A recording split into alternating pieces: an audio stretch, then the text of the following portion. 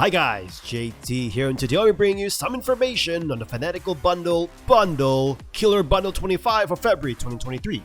To help you answer the question, should you buy it? This bundle is pretty big, but I'll go through 10 games that I think is interesting in this bundle. If you want to know more about game bundles, feel free to like this video and subscribe to my channel. It really helps the channel out. Anyway, let's get into this. And number 1, we have Arise, A Simple Story. A platform adventure game with a heartfelt story. You start out at your funeral. You're basically dead and you're cremated. You then wake up in a space in between the living and the dead. There are glowing objects that will transport you to different worlds representing different moments of your life.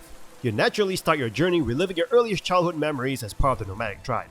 You'll be jumping, climbing, and swinging from one platform to another in linear levels. Each level explores meaningful moments in your life like falling in love or mourning the loss of a loved one. You can control time, move a level's objects around, and freeze things in place to use as a platform. You can bring a falling boulder back up and freeze it in place or control a burning fire. You also have abilities like a grappling hook to help you swing across gaps or pull things towards you, and moving across streams of air allowing you to zoom through the levels. There's also co-op in this game, letting the other player control time as you platform. You can find various collectibles like illustrations to add to the lore. The game mostly involves finding new ways to bend time by reversing or speeding things up, and navigating each level via platforming. Even though this game barely has any dialogue, it tells you a very moving story very well, paired with dramatic scores. If you like games like Journey, or if you just want to explore a magical world, this could be a game for you. And number 2, we have River City Girls, a beat-em-up fighting game that feels like a classic arcade beat-em-up game from the 90s. You play as Misako and Kyoko. Both of you are in detention when you receive a message on your cell phones. Pictures of your boyfriends kidnapped. Being absolute badass girlfriends, the both of you rampage across the city, attacking any suspicious person on the street looking for answers. There are plenty of people looking for a fight, like your schoolmates who are sent by the principal to stop you from leaving the school. Combat starts out quite simple, but as you bust more acids and smash more teeth in, you gain experience points, and before you know it, you'll be unlocking various fighting moves and stat boosts. Defeated enemies also drop cash which you can collect and spend at dojos littered across the city. You can buy health restoration items and permanent items that you can place in your inventory to provide various boosts like giving you a 1% chance of killing an enemy with one hit. As opposed to the more traditional 90s beat-em-up game, you can actually freely explore River City and figure out where you're supposed to go next, with some paths only becoming available later in the game. However, backtracking will also respawn enemies, so you aren't just running around empty streets which you have just cleared. Sometimes your enemies will get on their knees and beg for mercy. When this happens, you can recruit them as assist characters to aid you in battle. And you can recruit up to 63 characters, giving a bit of a collect them all kind of feel. Misako and Kyoko have their own separate movesets and skills, so if you want to see everything, you'll be playing both characters. New Game Plus also packs a few new surprises. This game also features co-op, so you can jump in with a friend to bust the streets together. So if you like a classic beat 'em up with some really cool fighting moves to unleash upon the goons of River City, I would recommend River City Girls. And number 3, we have Doom 64, a remastered version of the obscure Nintendo 64 Doom game. This game offers a more horror-based atmosphere while retaining the classic FPS action of other Doom games. The story takes place after Doom 2. Hell's onslaught continues, and a powerful entity, the Mother Demon, has escaped detection due to the extremely high radiation levels. The demon resurrects dead carcasses into evil hordes, and it's up to you to stop them. As per many Doom games, the story takes a back seat in favor of the gameplay. You'll be moving around corridors, murderously shooting at anything standing in your way, flip switches and find keys to unlock the exit. Movement is momentum based, so it takes a few moments to build speed and change where you're running. Also, there's a lack of a jump button. Levels are maze-like and they're fun to navigate and fight in, but the aesthetics of the levels could feel repetitive. There's a ton of traps in this game, like arrow turrets in walls, crushers from the ceiling, to homing missiles. These can be annoying sometimes as it forces you to be careful as opposed to the fast movement speeds that Doom games are known for. Thankfully, checkpoints are close by if you die. As per any Doom game, there are plenty of secrets to find in each level. Enemies are varied, with most enemies from Doom 2 making a return. Each enemy will require different tactics to take down, and they aren't a walk in the park. You will receive a wide variety of weapons as you play the game. Starting out with a weak pistol, you will soon obtain the chain gun for weaker enemies, a rocket launcher to commit mass murder, the super shotgun, the BFG 9000, among others. And all these weapons are very satisfying to shoot holes through demons. Doom 64 is an awesome classic Doom experience, as long as you can get over the pixelated look. And number 4, we have DUSK, an FPS game that wears its 90s FPS inspirations on its sleeves. There's no regenerating health, no hit scanning enemies, nor guided tours through levels. Like Doom, the plot is not the main focus of the game. You set off on a journey through a demented farmland to stop an eldritch terror from ending the world. The story starts out a little bit more realistic, but eventually evolves into something pretty crazy with wild level designs that defy logic and push the boundaries of first-person exploration. DUSK gets better and better as you play, and new levels focus on different concepts that the game is trying to teach you. Some levels will even mess with your brain by contorting itself in ways that your brain just can't quite comprehend. Some levels are even scarier and borderlines being a horror game as invisible enemies pop up from the darkness to murder you. The game lacks a map screen, but the levels have been designed in such a way that you're never truly lost. All of your weapons will be useful against specific enemies. Hunting rifles can take on hulking brutes, while smaller foes are best dispatched with their assault rifle as an example. Other weapons include a rocket launcher, a double-barrel shotgun, among others. You'll find that there's no one-size-fits-all weapon, and will have you switching your weapons around based on what enemies you're facing. There are also boss battles, and they are unique in a way that you can actually skip most of them by flicking some switches, dodging attacks while waiting for a door to open. Or you can choose to murder them, but they do soak up quite a few bullets before going down. The final boss is quite a feature, and it ends the game on a high note. DUSK is all about the action with no filler, and you'll take about 4 hours to complete the fantastic campaign. DUSK is an awesome game for fans of classic FPS games. It features really good level designs and tight gameplay that is on par with some of the best Doom games, and I would highly recommend it. And number 5 we have Baldur's Gate 1 Enhanced Edition, the RPG that single-handedly revived the RPG genre for PC gaming back in 1998. The Enhanced Edition of the game not only packs the original game but also includes a good amount of new content. The main plot begins with bandits mysteriously trying to murder the main character in the midst of an iron shortage. This might be a simple start, but the overall writing, characters, dialogue, and voice acting are all amazing. The Enhanced Edition also includes a Tales of the Sword Coast expansion, which leads into Baldur's Gate 2. This edition also adds 3 new and interesting characters into the mix, which you can choose to recruit in your adventure. Your party members aren't just static characters, as each of them have their own personalities and backstories for you to inquire if you choose so. This game is also brutally hard, so do remember to save often and pause during fights, giving you enough time to strategize and think. Even though characters do not permanently die, reviving them isn't just about having them come back to life at checkpoints. You actually have to visit a temple and pay gold to bring them back. In addition, if you take too long to complete an NPC's quest, they might turn on you and try to murder you. And on top of all of that, if your created character dies, it is game over. So be sure to save, and be careful every step of the way.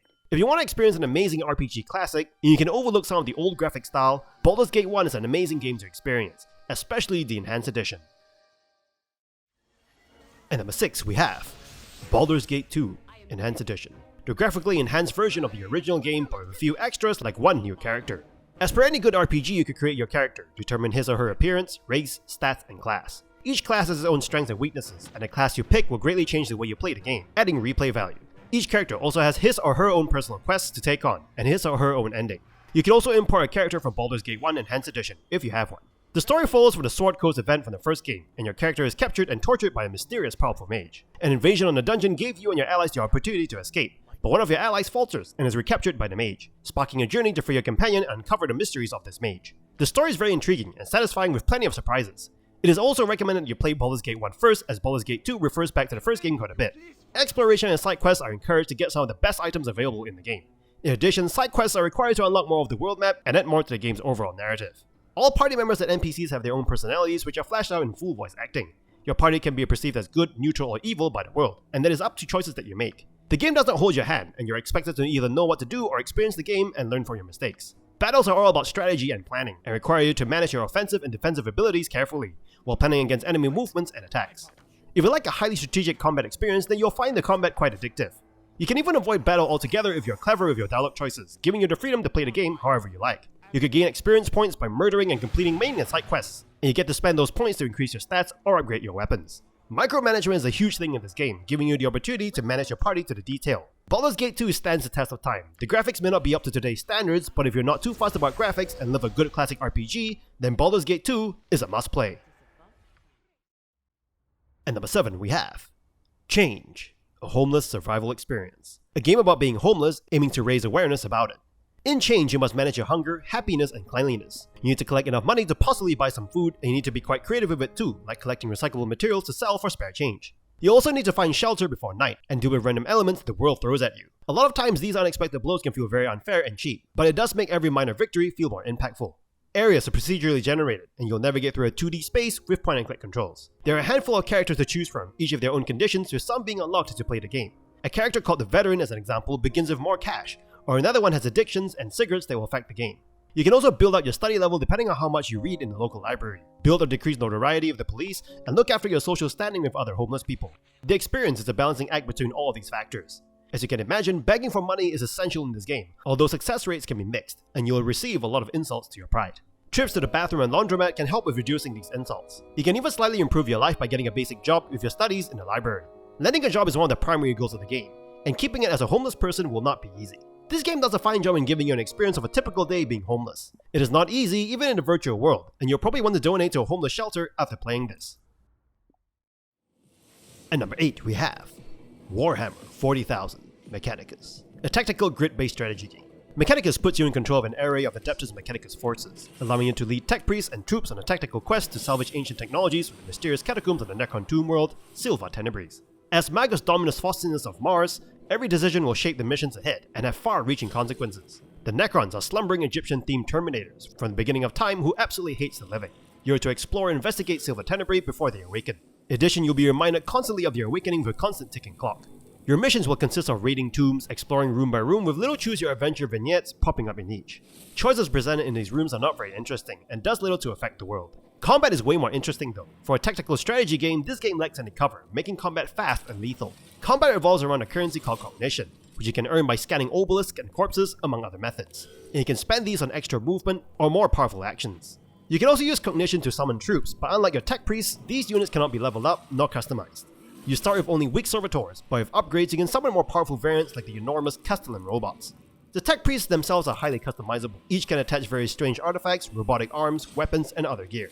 You also have access to 6 skill trees for you to mix and match as you see fit. Some of these trees include a melee tree, a range tree, a healing tree, among other options to suit your particular playstyle. The customization could get a bit too much, and by the time the Necrons awaken, you may already have an all-powerful tech priest. But hey, it's still really fun to win. So if you like turn-based tactical games, and especially if you like the Warhammer 40k universe, definitely play this game. At number 9 we have Death and Taxes, a bureaucracy simulator game. You play as a Grim Reaper, just going about your job, deciding the fate of mortals by means of paperwork. You have 2 choices, live or die. It is not as easy as picking off all the bad guys and saving the good guys. Every day you're provided with a quota and secondary objective. These could be kill all politicians, or spare those with criminal backgrounds. You may not want to save the criminals, but if you do not follow what your superiors ask of you, you'll be fired and you have to start over. The game plays over the course of 4 weeks of work. Every day you go into the office, review the effects of your previous choices, and choose the fate of the mortals within a guideline and report it to your boss. The secondary objective will increase your pay, but you can choose to ignore them altogether. Each decision that you make will affect 4 stats: environment, living conditions, health, and peace. If you make good decisions, the world will flourish, but if you make bad ones, whether intentional or not, you could doom the world forevermore. This game is not as serious as it sounds though, and it leans into its dark and absurd humor regularly. Your wage can be used to buy knickknacks for your desk and cosmetic items. The story is well written and plays out the same every time, with minor variations depending on humans that you encounter during each game. But there are still different endings to strive for if you want to. This game is light and breezy and doesn't feel like actual work, thankfully. If you enjoy organizing, considering and processing human lives, you may like this game. At number 10 we have Hypnospace Outlaw, a 90s internet simulator. In alternate 1999, the internet is explored by strapping on a headband and browsing through the various pages. You play as an enforcer, hired by the creators to find and report illicit online content in exchange for digital currency, Hypnocoins. To crack down on copyright, currency scammers, and bullies, you'll scour through hundreds of web pages across Hypnospace, from angsty pages of Teentopia to custom e-cards of a devout Christian. After a tutorial, you're given access to your enforcer email, in which you'll be sent different cases to investigate and all kinds of messages from other Hypnospace users. Once you know what crimes are being committed, you need to search some keywords and usernames to find a culprit. Cases given to you aren't always for the force of good. Like in your first task, you're sent to remove unofficial artworks of a cartoon character, which in turn force you to ban all artwork drawn by children on a website dedicated to it. However, not all cases will drain your soul, with some cases having you take down a comic making fun of an overweight child. In order to find these culprits, you need to scour pages on Hypnospace, looking for unlisted pages and potential passwords. Pages and keywords will give you hints as to what to do, and the game doesn't hold your hand, so when you solve a case, boy does it feel great.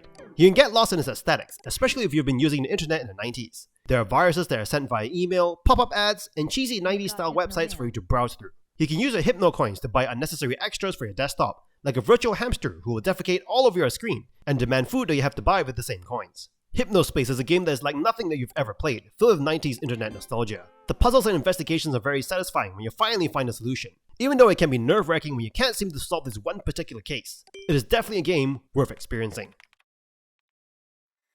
And that's all for this bundle. This bundle is actually pretty awesome. It has a higher price point, but with 25 decent games in it, it is worth the money. Anyway, don't forget to like and subscribe, and I'll see you guys in the next video.